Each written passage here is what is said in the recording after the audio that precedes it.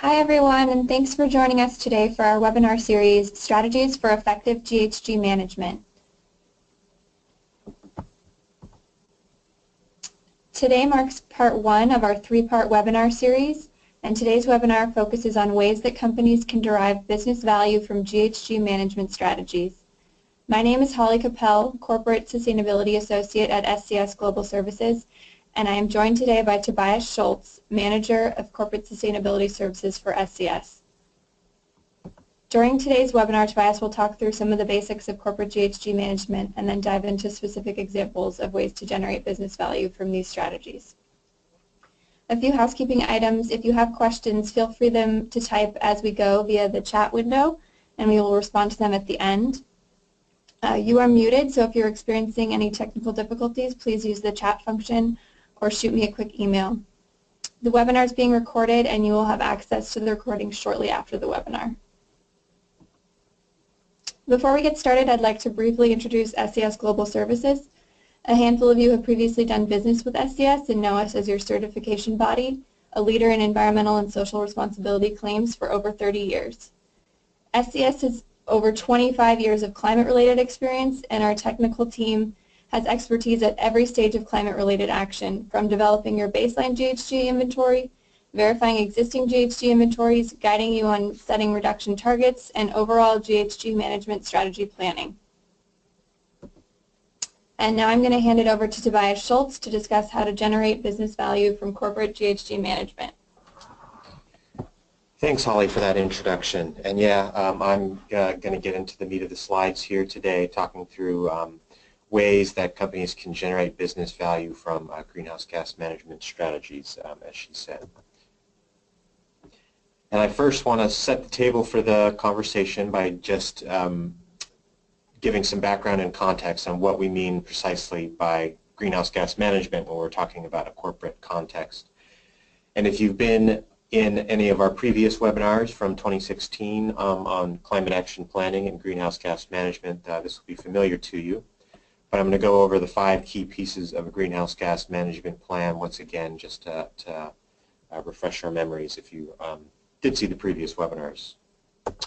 So the first step in a greenhouse gas management plan is to measure and verify your carbon footprint, also known as the greenhouse gas inventory. Once you've completed that measurement, you can then set targets for reduction, create policies to help reduce your emissions, go carbon neutral using carbon offsets, and finally verify carbon neutrality and report on your achievements. So I won't go over in depth what these steps are.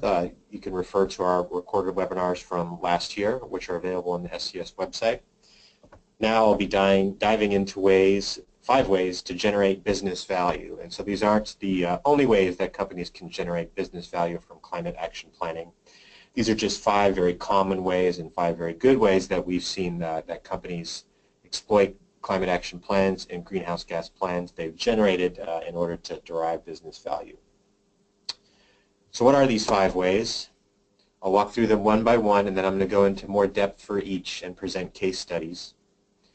So the first way that I'll speak about today is boosting sales through the marketing of climate-friendly products. So products which have a greenhouse gas benefits compared to competing products, or which have been able to reduce greenhouse gas emissions across the supply chain, have an opportunity to boost sales of that product through marketing to the right client segments.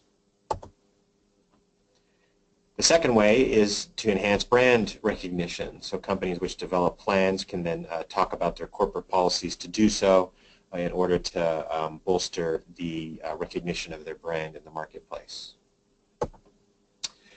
The third way, and this applies to companies that are seeking either grant funding or investor type funding, is that these types of plans can help improve chances to get that type of money and capital. The fourth way is that these types of plans can help to improve energy efficiency across operations and supply chain, which can directly reduce costs. And the fifth way that I will speak about is companies can anticipate supply chain disruptions from climate change, and that can help avoid threats resulting from climate changes that are projected, and also help to identify opportunities, business opportunities that could exist. So I'll now dive a little bit deeper into the first one and go through into each of these in more depth sequentially. So first, talking about boosting sales for climate-friendly markets. So there's a few ways to do this, or ways that this type of marketing can help grow sales. So for one thing, marketing of a greenhouse gas-friendly product can help grow your sales pipeline.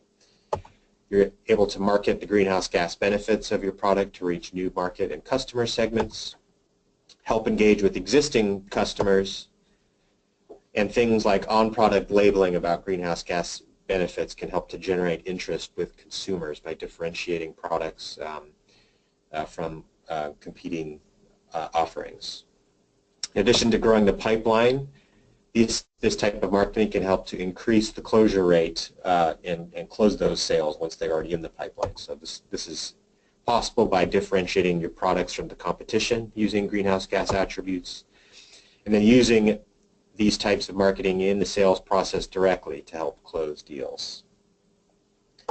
So I'm going to talk about a few tips on building a marketing campaign around greenhouse gas benefits in order to boost these sales, and then I'm going to go into a couple of case examples of companies which have used the beneficial greenhouse gas attributes of their products to help market and get sales.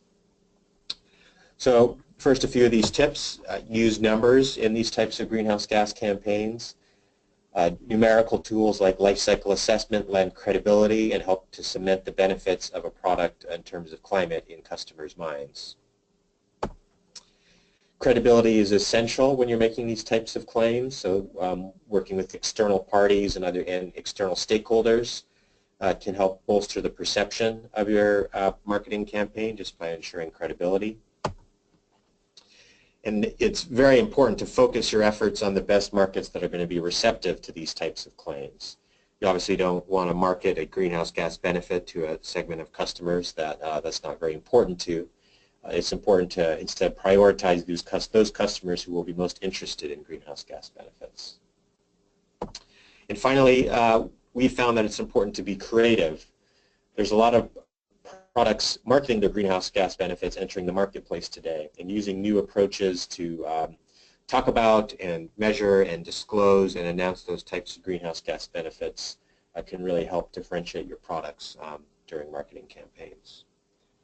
So going now into a couple of case examples. So the first one I'll speak about is a recent SCS client, CTC Global. So CTC manufactures a high-efficiency electrical transmission line. So essentially this technology reduces line losses associated with transmitting electricity, which can therefore reduce greenhouse gas emissions. And so CTC worked with SCS in order to certify the CO2 reduction that this technology achieves. And once they were awarded this certification by SCS, they used the language about the certification and their marketing collateral. So you can see here a quote from myself in the press release that went out speaking about the benefits of their technology, which is called the ACCC conductor. And then they also are currently sharing the published certificate on the CTC website. It's also on the SCS website, and pointing their customers to see this, so there's evidence and credibility behind the greenhouse gas claim. Another case example of a client that we worked with recently is New Leaf Paper. So this company engaged with SCS to evaluate a comprehensive life cycle assessment for their premier 100% recycled paper product. So this is the first 100% post-consumer waste recycled paper product of a high, what's called a coated free sheet grade that entered the marketplace. And using the LCA methods and tools that SCS applied, we established that there is as much as a 99% reduction in greenhouse gases for this recycled product compared to competing products. So quite a compelling greenhouse gas benefit, and New Leaf Paper has used this in marketing campaigns over the past almost 2 years now since the study was released. Just a few ways that New Leaf has used this. The study itself, when it was first released, it was launched at the Sustainable Brands Metrics Conference in 2015.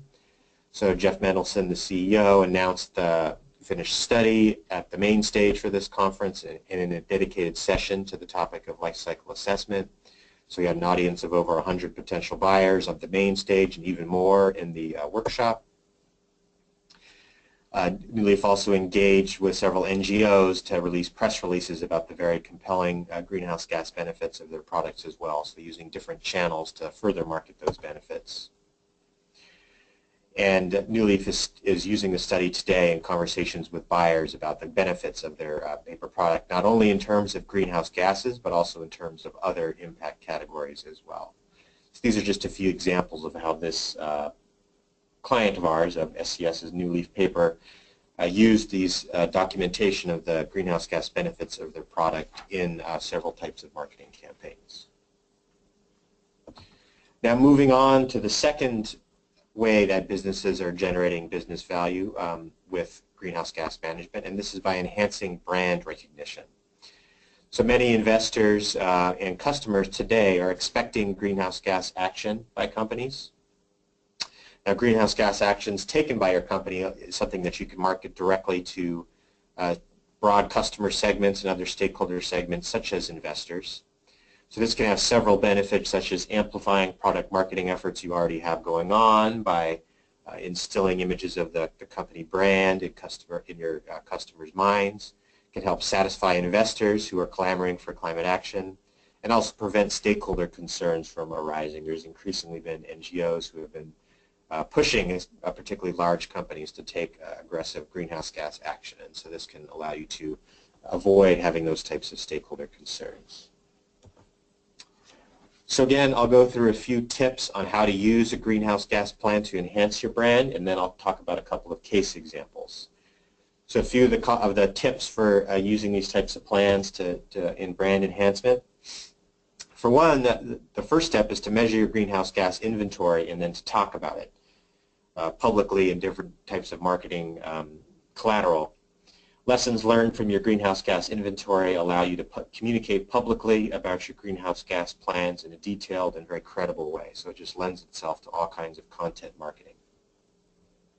A key tip we make is to set big, hairy, audacious goals in terms of greenhouse gas action. This will position you well against your competitors and convince your stakeholders that you're ready to step up to the challenge of climate change. We also recommend working with partners, so this might be suppliers you wish to partner with to help reduce greenhouse gases in the supply chain through efficiency improvements or other types of projects. These types of projects and working with partners in these types of aspects can really help you to tell a great sustainability story more broadly about your company. And finally, everything that you are doing, very important to leverage these goals, actions, and strategies for brand marketing. There are many aspects of a greenhouse gas plan which you can communicate about positively and many venues for doing so. So it's really important to optimize all the actions you're taking and get as much business value as you can out of it. So now a few examples of companies using greenhouse gas planning to enhance their brand. So Delta Airlines, this goes back to 2012 when Delta Airlines first joined the climate registry. So they evaluated their greenhouse gas inventory and verified it in this year. This is the year SCS provided a third-party verification of the greenhouse gas inventory. So this, as you can see here, this was pulled from a press release online. This allowed Delta to talk about the steps it's taking to measure its greenhouse gas emissions and begin on a road to reduce them. And so you can see this gave all kinds of positive talking points that Delta Airlines was able to use. If you read through this, statements like Delta is the first legacy carrier to meet the requirements of the registry, so clearly allowing for positive and constructive positioning against its competitors. Another large company that is using its greenhouse gas planning very proactively is Biogen, which is a pharmaceutical company based in the East Coast. So this is just a snapshot from the Biogen webpage, and Biogen has had a long-term program for carbon neutrality where they have been measuring the greenhouse gas inventory, taking steps to reduce it, and then to go carbon neutral across their entire supply chain going back to 2014. And Biogen uses this in all kinds of marketing campaigns at various conferences on the webpage, as you can see here, and other types of collateral. So just some ways that this company has used it. Another example is a greenhouse gas inventory we recently completed and worked with, and this was for with Guayaki Sustainable Rainforest Products. So Chris Mann, the leader of Guayaki, talked about this project at last year's conference, Natural Products Expo West.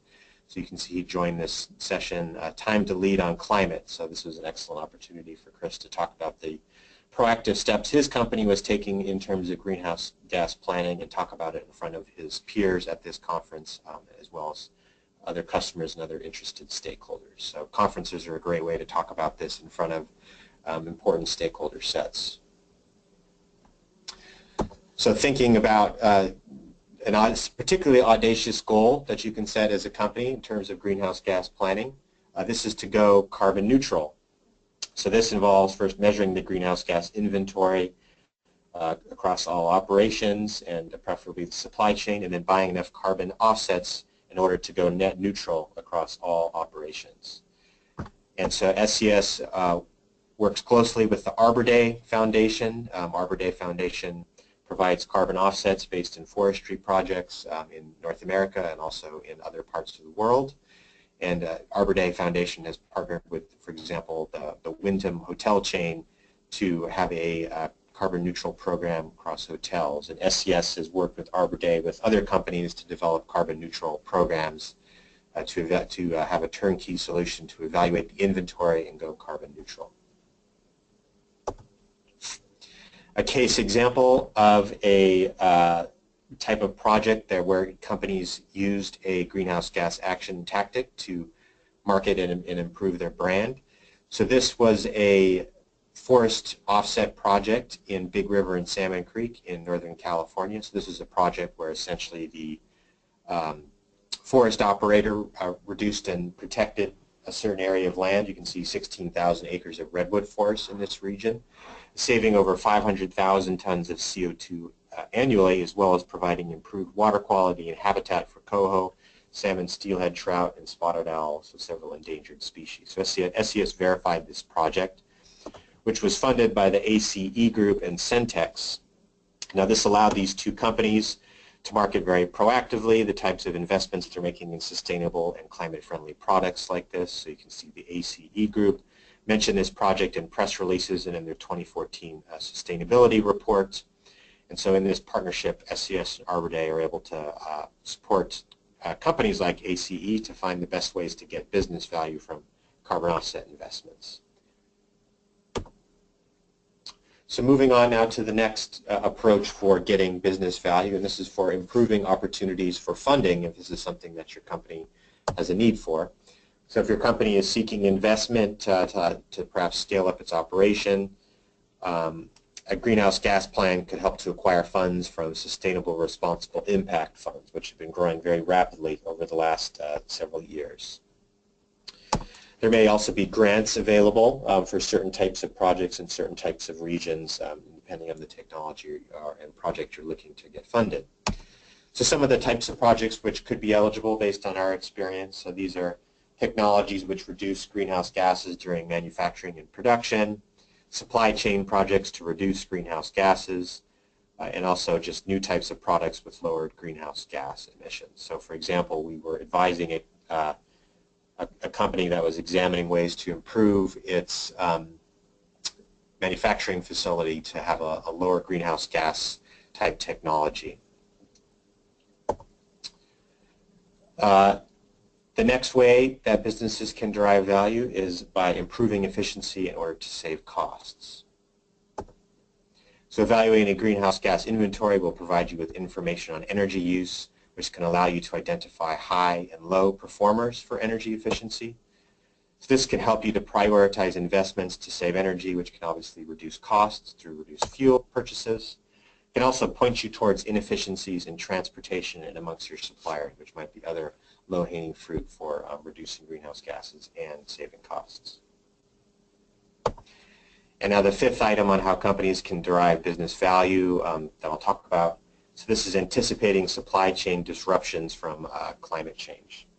So this first step of evaluating the greenhouse gas inventory, this is a great opportunity to learn about your supply chain. and then begin to evaluate threats and opportunities which climate change may present.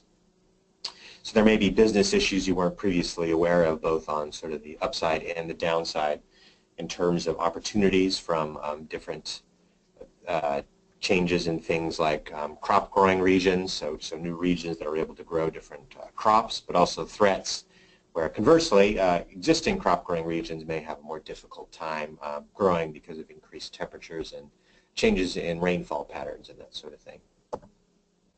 So now this is very important to consider holistically at the supply chain level when you consider just the projections of a temperature change for later this century. This is a map from the IPCC's fifth assessment report of essentially the business as usual case for the end of the century. And as you can see, the pinks and purples indicate increased temperature change compared to the present day, or the 1986-2005 average to be precise. And so you can see there's entire world regions that are getting up to over 6 degrees Celsius projected increase from today. And you can see over major blocks of Asia and North America increases of 3 and 4 degrees Celsius all over the place. So clearly big trends in warming are anticipated. And this will lead to all kinds of impacts around the world. So this is a chart straight out of this IPCC report that documents impacts to physical systems, biological systems, and human and managed systems. So I won't talk about this chart in detail. The point here is just to make that there's all kinds of impacts projected all over the place. So for example, if you look at human and managed systems, the little tractor icons indicate where there'll be negative impacts from climate change on food production. As you can see, there's a little tractor in parts of Africa, Asia, South America, and Australia and other parts of the world. So clearly quite widespread impacts to many world systems. Particularly crops will probably be and agriculture will be a quite hard-hit economic sector. This is another chart from this IPCC report looking at the spread of model projections on models which project decreases in yield in crop yields, that's in orange, versus increases in crop yield in blue. So what I'll say to highlight here is that while there are going to be some opportunities from increased crop productions and yields in new regions, which is indicated by the blue chart, the orange bars are much higher than that, so that indicates decreases in crop yields in many types of parts of the world. So clearly supply chain disruptions, both positive and negative, across many world regions. Now, how to gear up your adaptation strategy. The most common approach is the one that SCS employs, and it's a 7-step approach here. The first is to establish the context, so that involves understanding your supply chain and understanding what context you're going to look across. Once that's been established, you then want to assess your risks through risk identification of what types of climate change risks might be salient, analysis of those risks, looking at the consequences of a particular impact and the likelihood of the impact occurring, and then a risk evaluation of determining whether adaptation may be required in order to respond to those climate change risks. Once risk has been assessed, you can then treat them either through adaptation or through adaptation by first identifying and assessing potential strategies and then implementing these strategies for adaptation, and then going on to monitor and review climate risks and adaptation strategies to see how they're working, and then carry this on as an iterative process as time goes on. So these are sort of the most well-known and common steps universal to any type of climate change adaptation strategy. So I'll now just conclude by talking at a high level about some of the aspects I've already spoken about on how to ensure you get your maximum value from your greenhouse gas management. So I've talked about several of them today, but clearly a first step within your specific business context is to identify which opportunities for business value actually do exist. So what ways could you exploit to have business value from a greenhouse gas plan? Once you've done that, you want to ensure you take steps to optimize the business value that's realized from the steps that you do take. A key tip that we always recommend is learning from your peers, seeing what your competition is doing. And in 2 weeks, I'll be speaking about a webinar where I'll talk about that in detail. And so these steps will really help you get to business value from your greenhouse gas management planning. So if you need help in managing your company's greenhouse gas emissions and setting up a plan, you can work with SCS to set up a plan, including all steps from greenhouse gas inventory evaluation, target setting, policy development, and carbon neutrality. We can also help you take steps to develop business value by leveraging us as a marketing partner. You've seen some examples of ways that we've helped clients evaluate greenhouse gas benefits and talk about it publicly, and that's something we offer as part of a partnership in our services. So with that, we will take questions and answers now. Holly, take us away with the Q&A. Thanks, Tobias. So feel free to type in your questions into the chat window, and we will get to as many questions as we can. We've had a few questions come in already. Let me just read through these really quick.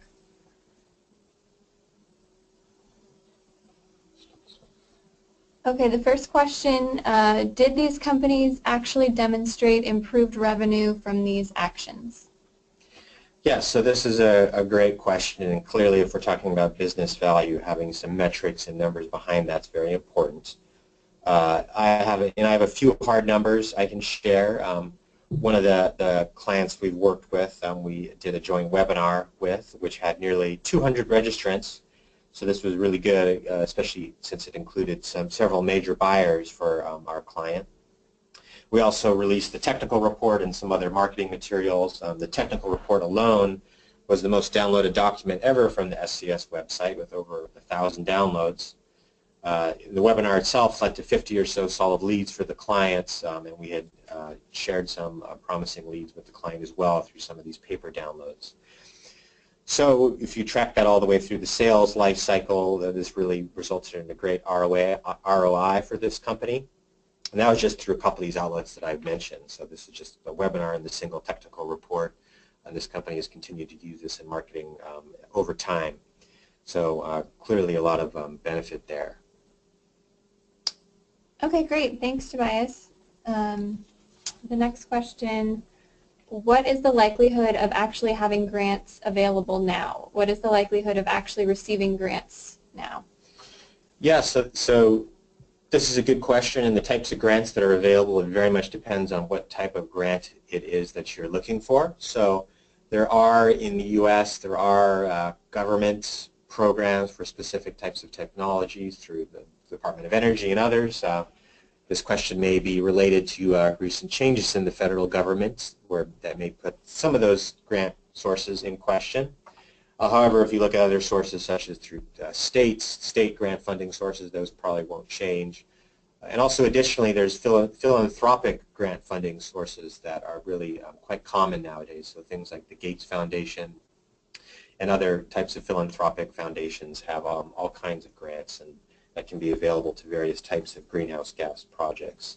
The challenge with grants is really making sure that matching up the project that you're interested in having funded with the types of grant requirements that a certain philanthropic group or government agency may have of interest. Thanks, Tobias. The next question, can you provide examples of ways companies can get visibility for efforts they are making in GHG management? Yeah, so I talked through a few case examples of how some of the clients we've worked with, how they are getting this type of visibility. And really generally, if you're selling in a business-to-business context, then this stuff is generally is great fodder for content marketing pieces and themed advertising and branding. I'll talk about business-to-business and business-to-consumer separately. So for B2B context, this type of marketing is perfect for things like conferences, blog posts, white papers, webinars, this sort of thing, all those types of things that are great for reaching a more sophisticated and informed business audience. Now, if you're selling in a consumer context, clearly you're going to have to exploit different channels to reach them. But this type of greenhouse gas planning, it makes for great information on company web pages, things like blog posts, which consumers may read if you're in the right blog, is a good way. And even advertising and product labeling efforts can be really valuable as well, provided they're sort of communicated in a way that consumers can understand. You know, that can really help to gain the interest of consumers, particularly certain types of consumers in certain regions, to help differentiate against competition and help to build engagement. Great, thanks, Tobias. The next question, aside from utility companies or federal grants, where else can businesses find grants? Yeah, you know, this is a good question, and we can send out. There's actually we published a blog post summarizing some of these issues, and there's actually a list of specific philanthropic groups that we published there. That includes a list of specific philanthropies that have various types of grant funding projects. Yeah, and there's specific types of federal grants which maybe, you know, won't or may not have at the core the aim to reduce greenhouse gas emissions, but sometimes grants will, you know, consider that positively. There might be a grant funding for a new type of technology for another reason, to, you know, have jobs in a new region or what have you, but then having environmental and positive climate attributes can really help positively, even if it's not at the very core of the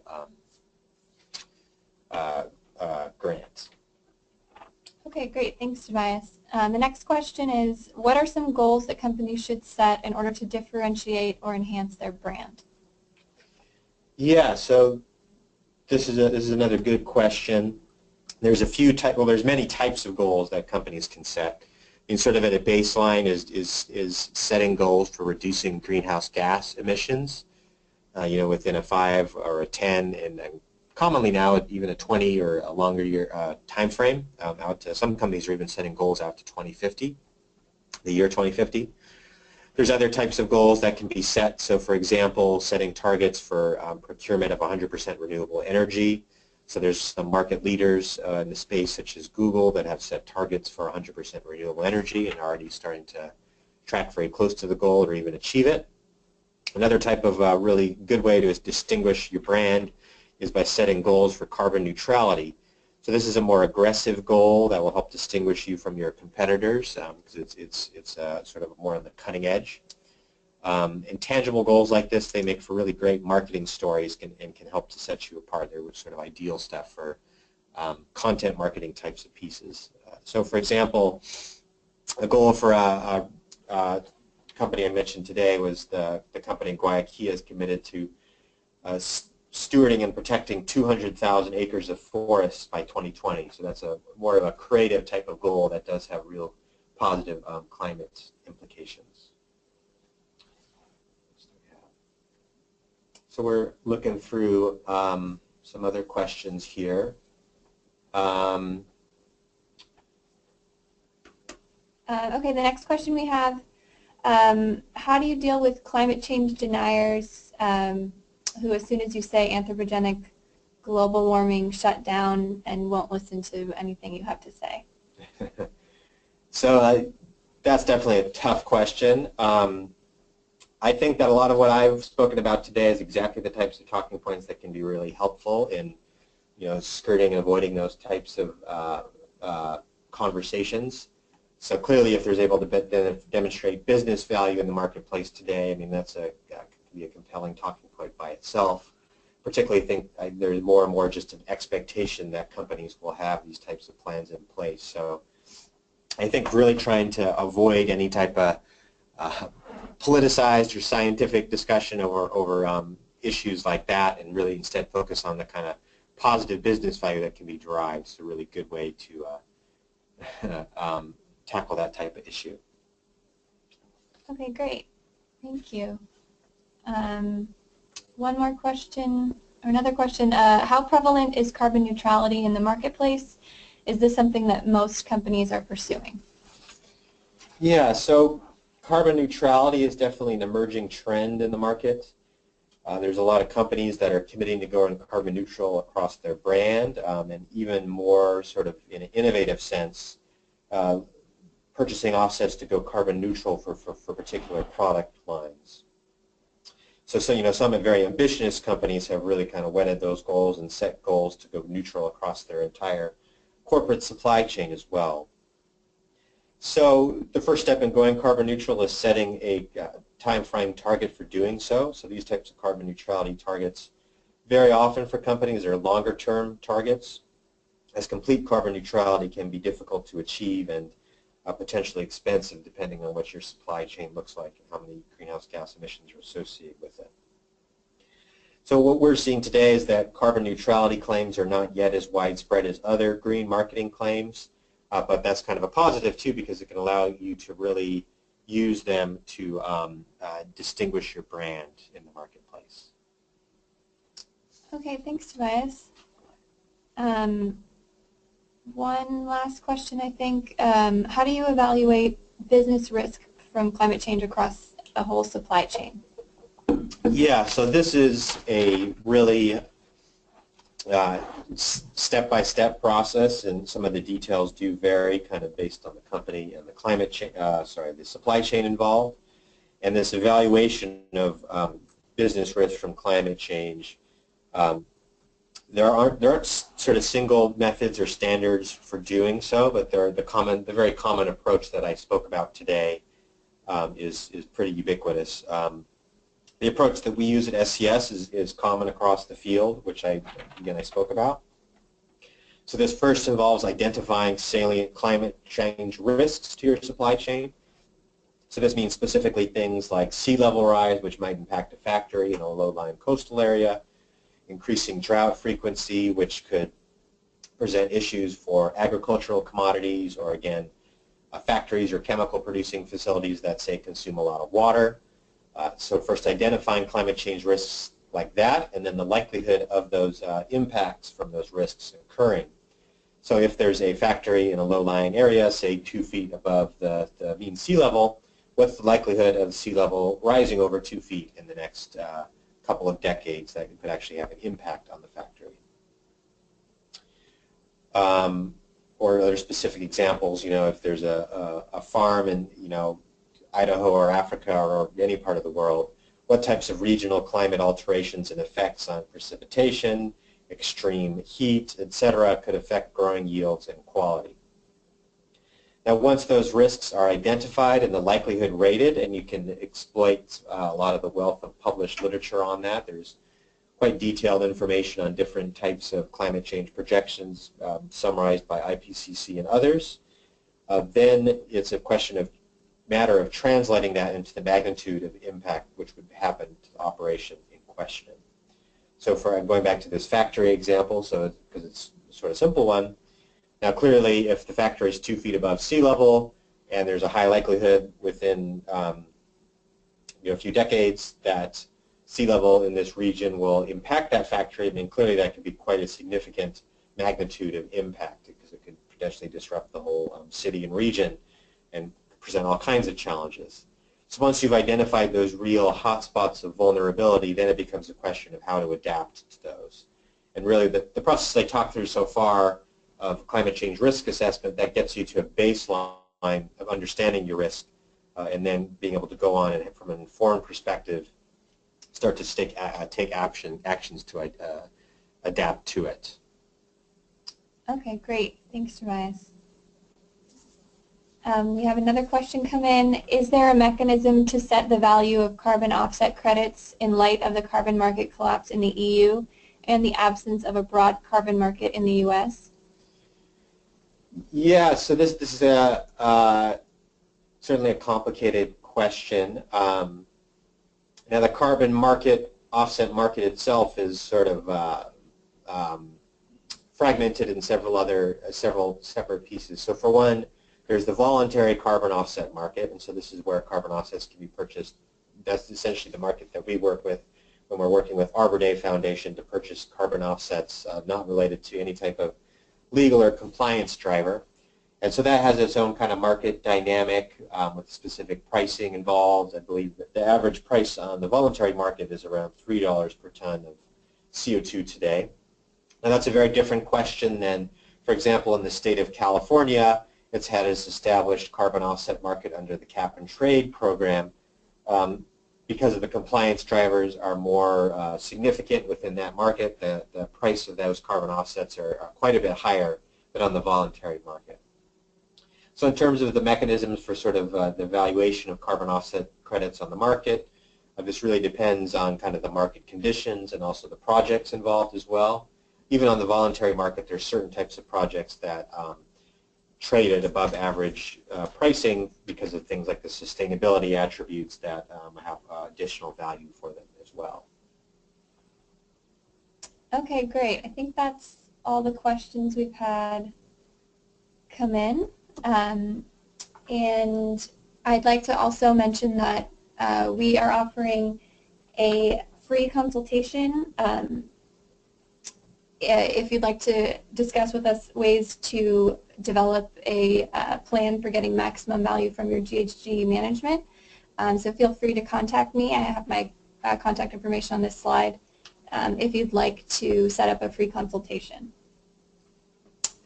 And we have 2 more webinars coming up in this series, so be sure to join us. We have our Scope 3 Inventories for Purchased Goods and Services Credible on February 8th, and Steps to Keep Pace with and Go Beyond Your Competition's GHG Management Planning on February 15th. Thanks everyone for joining us, and we hope to see you again at our upcoming webinars.